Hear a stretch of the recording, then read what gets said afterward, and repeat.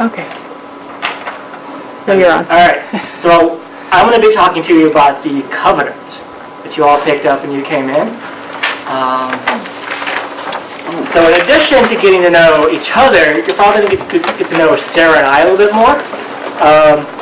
And the first thing you probably should know about me is I love history, and I love the Hebrew Bible, our Old Testament. So in kind of relating to covenant and what that means for us, I pulled out my Hebrew Bible textbook, which I took last spring. And so I just want to share some of that with you tonight. So the Hebrew word for covenant is Brit. And the etymology of that word is kind of unknown, but they think it mostly means a bond or a mutual agreement. In the context of the Bible, it really means something more like a contract, and was actually used for legal agreements such as marriage, debt, slavery, and treaties, is where you find that word used most often, especially in the Hebrew Bible.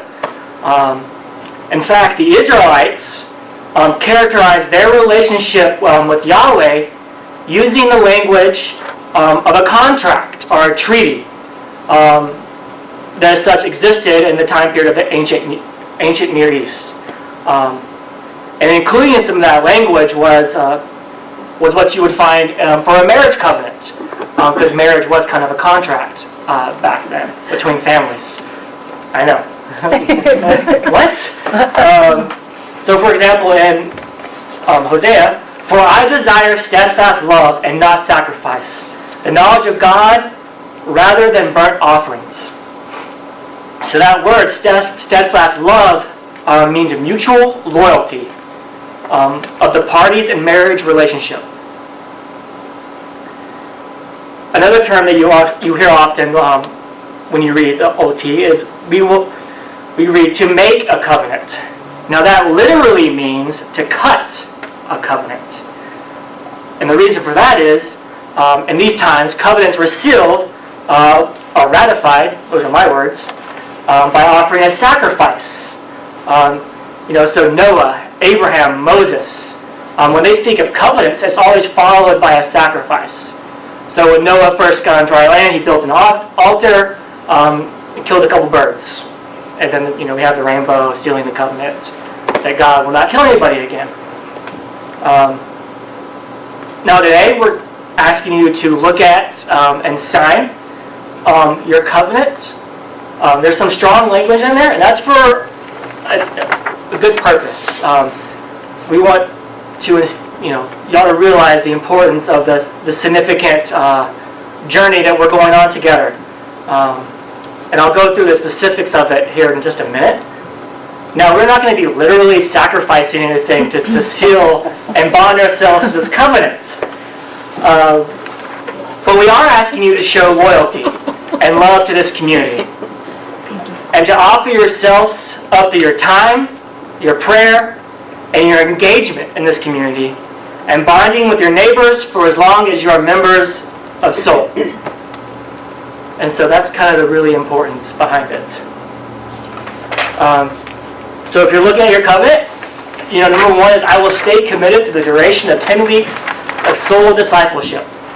As Sarah said, we're here till March 16th, and we're serious about this, and we want you all to be as well. We hope you are.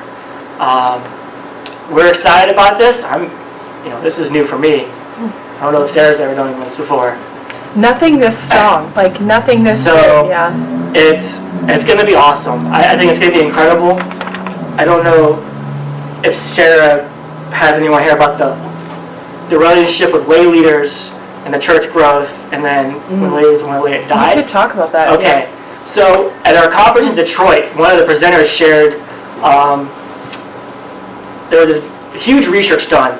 And so for United Methodist Church, back early on in America, we were very dependent on lay leaders because pastors were circuit riders, right? They would circuit every 2 months, 3 months in churches, so a church was very dependent on lay leaders.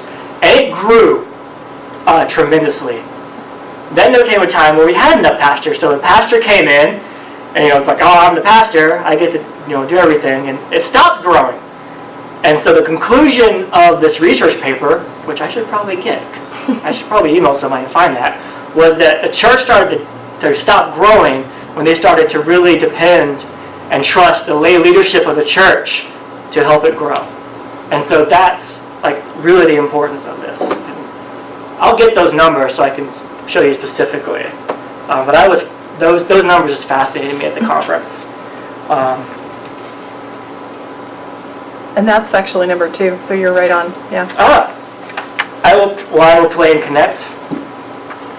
Okay. I will pray and connect with the community. So we're asking you to invest in this church, both in your prayer life and in your involvement. You know, we have. I know you're our board leader. Yeah. We got our president, our trustees back there, so we got people here already actively involved with this church. Staff members are here, so it's great. You are the greatest representation of Song of Life in this community. So when you go out, you know, I've got a sticker that says "I'm SoL" on the back of my car.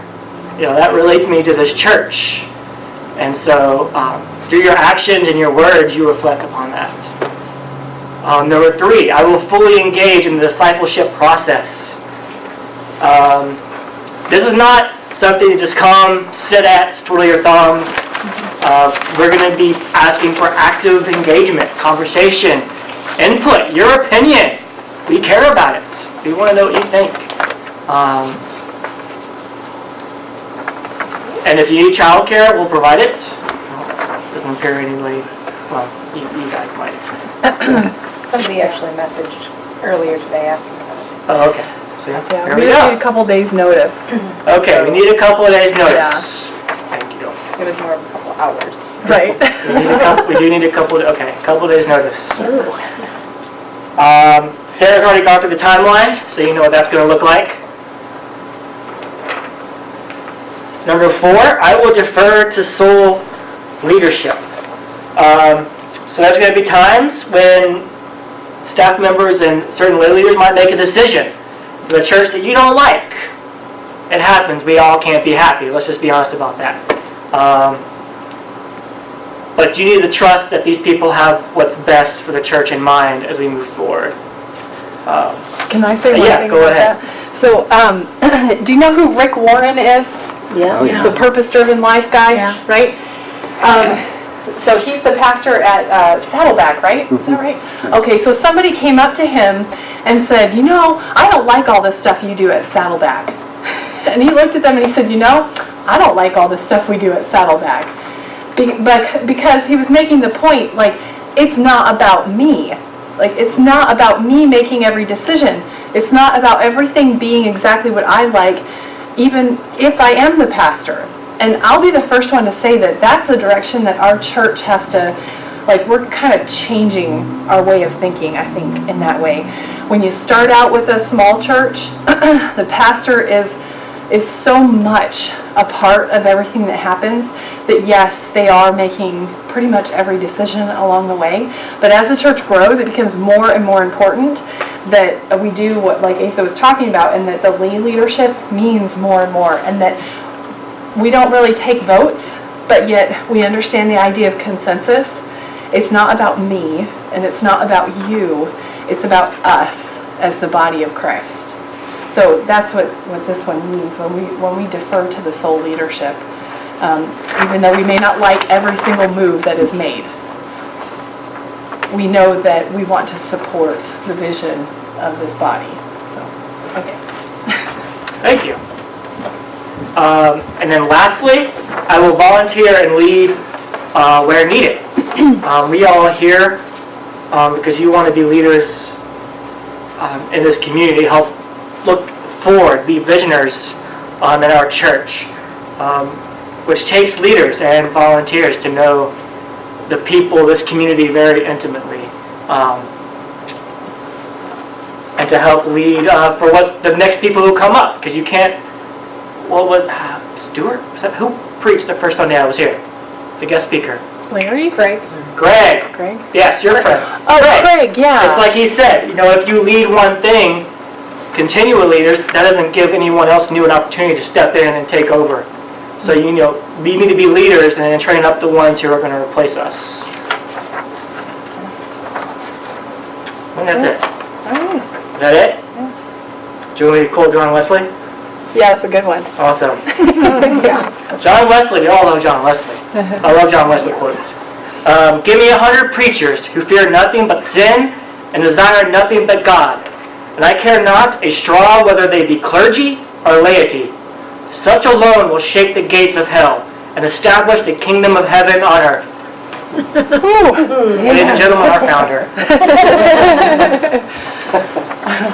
So I think Vondaline was right. You can sign this tonight if you like, but this is your covenant. That's why it says my covenant at the top. So take it home. Pray with it. Keep it in some place where you'll see it often. Keep it with your Bible and your devotion time. So it's something that you come back to and sort of recommit anew over and over. So yeah, that's yours to take. Don't feel like you have to hand it in. Okay. All right. Any questions about the covenant?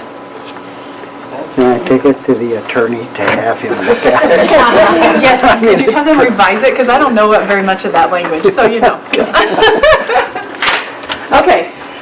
All right. So now is the super fun part I've been really looking forward to is this is the part where we're going to talk a little bit about new imagination. And so there's a little bit of a process that I want to lead you through. There may be parts of this that you really relate to. It may make you chuckle about some former memories in churches or something.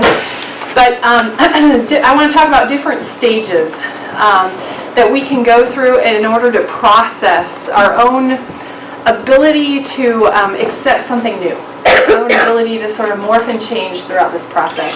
So I'm calling it new imagination.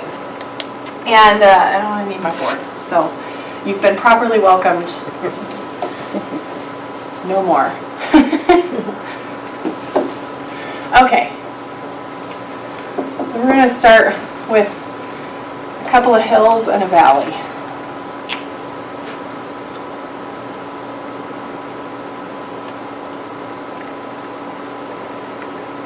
So in this process of being ready for something new, there are, I think, 5 steps. Step 1. Jesus says, unless a grain of wheat falls to the ground and dies, it will remain just a single seed. But if it dies, there lies the mystery of life, and it will bear much fruit. Did you know that a seed, when it's planted, the seed itself actually dies in order that the plant can be born and grow out of it? So the first step of moving into new imagination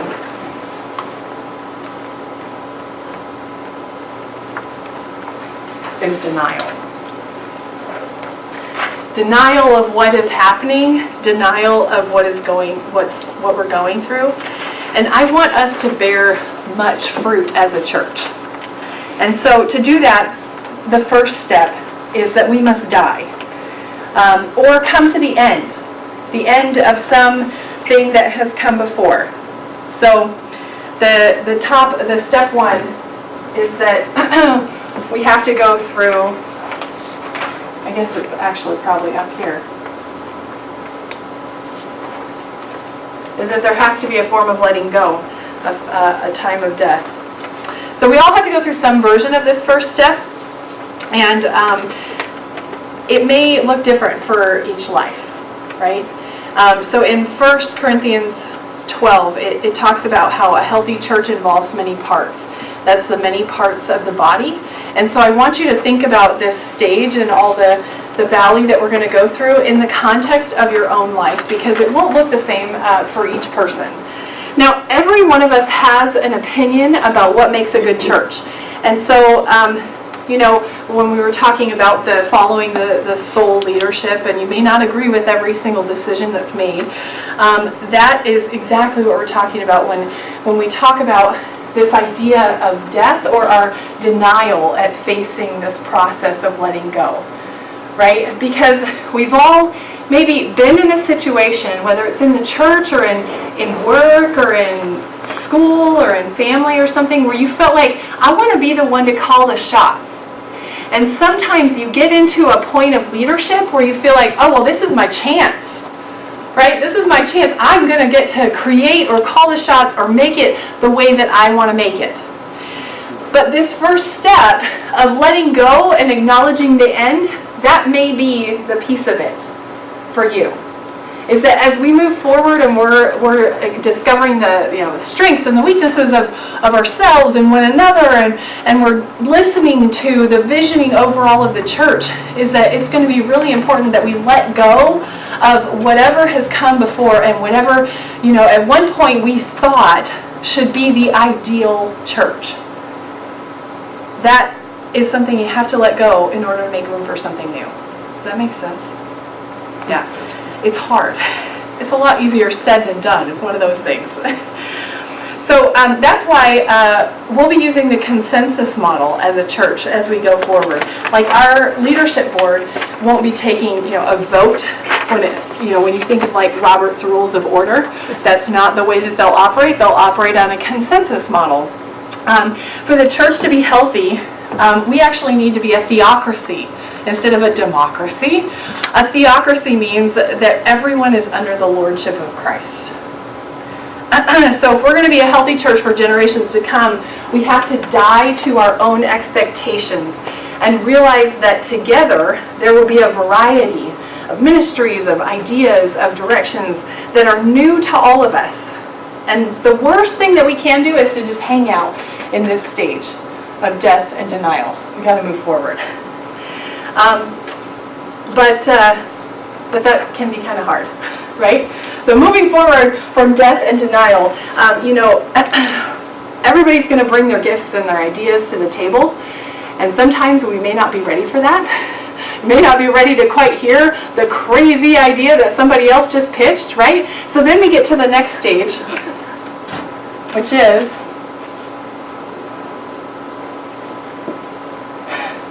frustration. Yeah? Because there's just this mishmash of all kinds of things happening, and we don't have a clear direction, and I just don't know what they're saying, and I just can't get on board, or what about this, and frustration inevitably ensues, right? And everything kind of comes together, and everybody's a little bit confused. So frustration starts to come out of the denial that things have changed, and we may find ourselves snapping at each other in this stage. This is when the church usually gets its ugliest. So if you've had that unfortunate experience of being a part of a church where, man, things got to this frustration stage and perhaps you got burned, perhaps you walked away for a little while, then you understand what's going on here. Frustration ensues, and then a lot of times, if you make your way all the way down to the valley, down here, the next stage is really not pretty. The next stage is done. The done, I quit stage, right? Because frustration reaches such a peak, reaches such a point. What was my idea for, this can happen over anything, right? It can happen over, like, I don't understand how the kids ministry is working now, but it can happen over silly things like new curtains. It could happen over, anything. There was an instance in one of my earlier youth pastor experiences where I moved some of the furniture in the youth room, which caused a family to leave the church. I know. Well, okay. At the time, it was not funny. It was not anything I could laugh at all. But they had a definite idea, a set vision, of how that furniture should be used and where it should be. And I did not share that vision, and we didn't have an understanding of how we could move forward, even though we didn't agree on a vision. And so it caused the I'm done, I'm out stage. Maybe you've been in that stage. Maybe it's recalling some bad memories for you where you've experienced the I'm done. And maybe it wasn't in the church. Maybe it was in a different area of your life where you've gotten to the point where you're just, I'm done. I have to walk away. Right? Okay, there is something on the other side of the I'm done stage, I promise.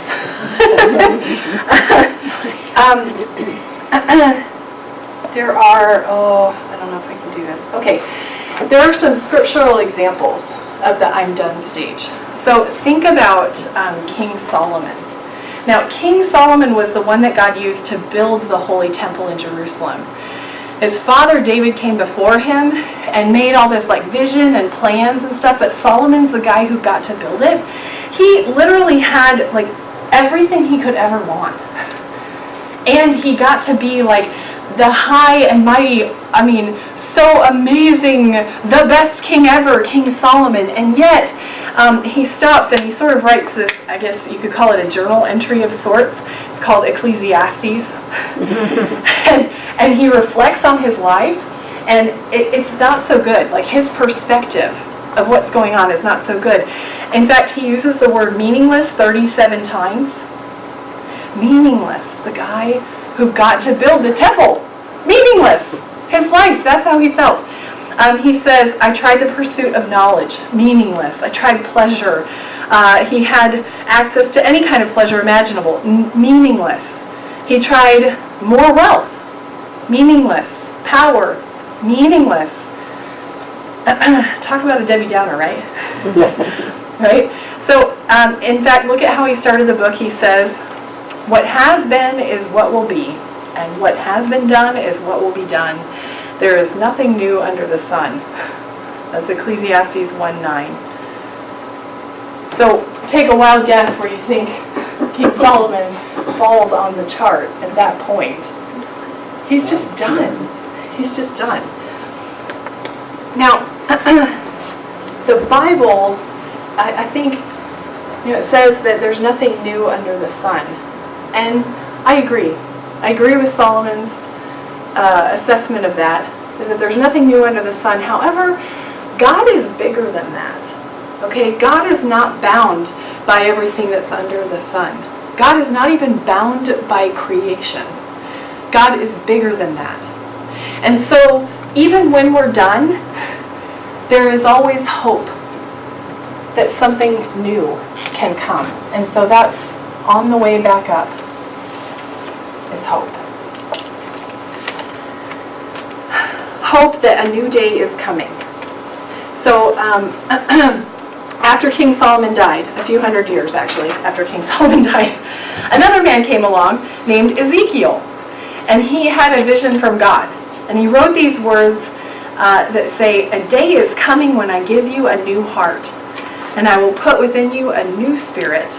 And I will remove from your body the heart of stone and give you a heart of flesh.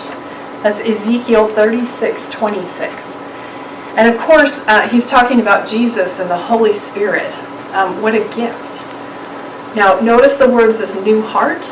Ezekiel wrote these words in Hebrew, which are poetic and they're poignant with meaning.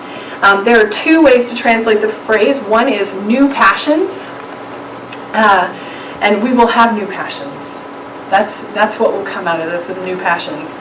A new heart alive because of Jesus' Spirit, which is not under the sun, which we look to fill us. So this is actually part of Jesus' ministry to us right now here at SoL, is this new hope that comes out of the valley. Hold on. Meaning two, the second way to translate the phrase, which I've lost. There really is a second way to translate the phrase.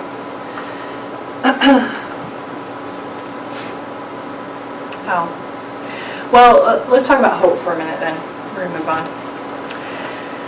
There's something that happens in us, I think, when we realize that God is for us and not against us. So Romans 8:31. If God can be for us, who can be against us? So I have this incredible hope that a year from now, we've taken this course and we did some visioning like alongside the board, and the board has taught our discipleship group how to do this, and then we all kind of found this new invigorated energy and felt new callings and started to take it in different directions. And then of course we've already been taught, and we're all on a vision of like teaching other people how to do this. And so I have this vision that a year from now we'll have this incredible new focus, and we'll have bold action by many different people, and many different people feeling and hearing many different callings. So I hope that we're empowered as individuals by this corporate identity in the body of Christ and in our mission as Song of Life. That's the vision of hope that leads us into a new imagination. And that's the final stage, is our new imagination.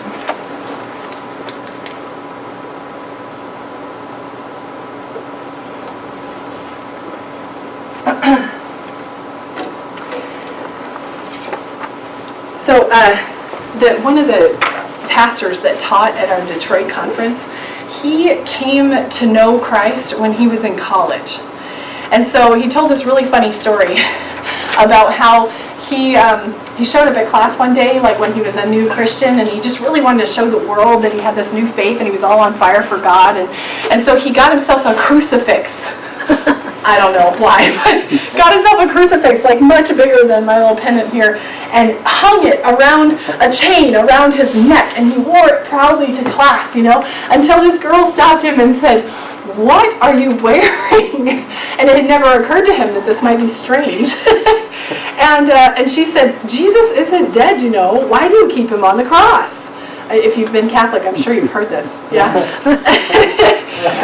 He said, that was like 20 years ago, but I still remember that day, and I still remember what she said. And he said, it's easier when Jesus is dead.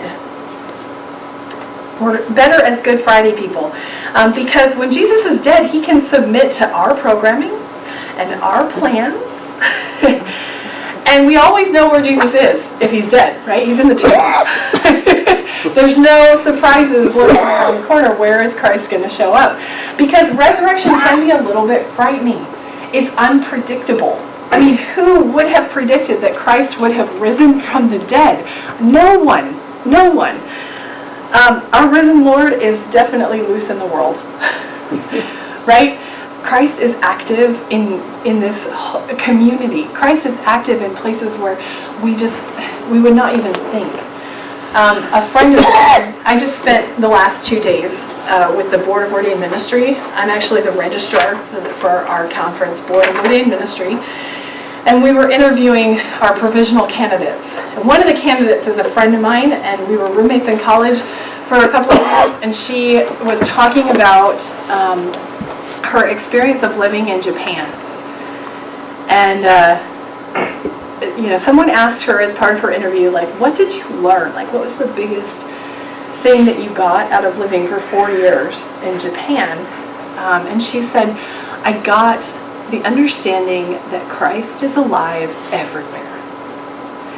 Everywhere. She said, in places that they never speak the name of God. In people that don't even understand any sort of divine, as in like a monotheistic God. She's like, I could still see Christ working in love and in peace and in, creation and human understanding, that really, indeed, Christ is at work in every part of the world. And I think that was her, like, new imagination moment. Because that was, you can imagine, she had never thought that she would ever live in Japan. She didn't speak any Japanese when she got there and had no family or friends. So that had to be an incredibly difficult process, and yet this new imagination was born for her in being able to see Christ moving everywhere. So we're gonna close this teaching out, and you'll have a chance to talk with each other. Like, we'll break up into our little groups again, and maybe you can like wander around the room and stuff and talk about this curve, and talk about, maybe if you're feeling like you can talk openly about it tonight, that's great. If you're not there yet, that's okay. It's our first night, right? If you're not there yet, it's okay. But talk about where you find yourself right now. Or maybe where you found yourself in the past and how you have moved to the next stage. Does that make sense? Any questions about that? Yeah. Do you see this as a cycle kind of continuously going? Yeah. Yeah, I guess you could keep it as a circle, really, right? Because I'm not saying that we haven't had new imagination in the past. Indeed, we have. You can look at just the cycle of Song of Life and how it was started and how we've gone through it, almost like roller coaster loop-de-loops, right? And gone around and around. But the church as a whole, I think about the history of the United Methodist Church, we're constantly being reborn. A constant cycle of Christ's resurrection coming to life through different ministries and through different turns culturally and historically, all that kind of stuff, right? So yeah, it could be a circle. That's a good thought. Any other questions before we go into groups?